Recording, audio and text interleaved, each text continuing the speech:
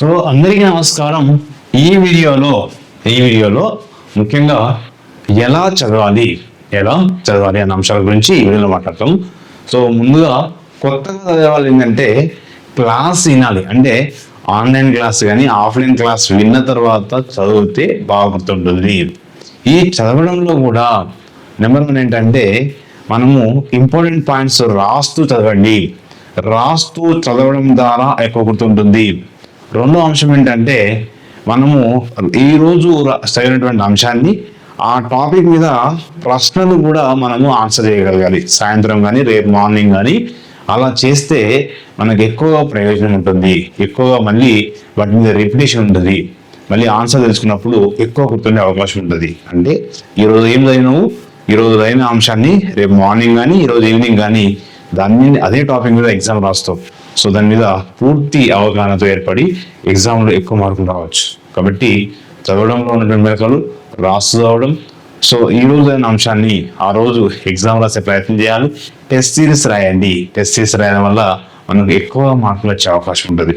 తర్వాత test series రాసి మనం చదివినప్పుడు ఏదైతే ఆ మిస్టేక్ అయిన అంశమో బాగా గుర్తుంటుంది. సో మరొక అంశం ఏంటంటే మనము చదివేటప్పుడు కొంచెము ఒక 3 గంటలకు 2 గంటలని మధ్య సమయంలో ఒక 10 నిమిషాల పాటు బ్రేక్ తీసుకోవాలి. అంటే కంటిన్యూగా చదవకుండా ఆ చదివే సమయంలో ఒక 2 గంటలు వరుసగా చదివినప్పుడు ఒక 5 నిమిషాలు 10 నిమిషాలు బ్రేక్ తీసుకోవాలి. అట్లా విశ్రాంతి తీసుకుని చదివినట్లయితే ఎక్కువ గుర్తుంటుంది.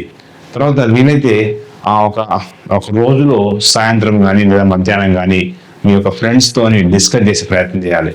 సబ్జెక్ట్ డిస్కస్ చేస్తే ఆ టాపిక్ మీద పూర్తిగా అవగాహన వచ్చే అవకాశం ఉంటుంది. తర్వాత వీలైతే ఇంకా కొండబూతులు పెట్టుకోవడం, ప్రీవియస్ క్వశ్చన్ ఏమొచ్చినాయని డిస్కస్ చేయడం స్నేహితులతో, ఇలా చేయడం ద్వారా మనకు ఎక్కువ ఎగ్జామ్లో ఎక్కువ మార్కులు రావడానికి అవకాశం ఉంటుంది. ఇంకా ఏం మాట్లాడుతామంటే ఇంతకుముందుకు ఎగ్జామ్లల్లో ఏ టాపిక్ నుంచి క్వశ్చన్ వస్తూ ఉన్నాయి ఆ అంశాలను మనము బాగా మనం దృష్టిలో పెట్టుకొని మనం నేర్చుకున్నట్లయితే తప్పకుండా ఎక్కువ మార్కులు రావడానికి అవకాశం ఉంటుంది. నెక్స్ట్ అంటే మనం ఇంకేం చేస్తాము, మనము చదివేటప్పుడు అండర్లైన్ చేస్తూ రావడం. తర్వాత మంచి ప్రామాణికమైనటువంటి పుస్తకాలు తెచ్చుకొని ఒకే పుస్తకాన్ని ఎక్కువ సార్లు చదివడం ప్రయత్నం చేయాలి. అలా చదివినప్పుడు మనకు ఎక్కువగా గుర్తుండే అవకాశం ఉంటుంది. ఇది చదవడంలో ఉన్నటువంటి ప్రధాన మెలకువలు.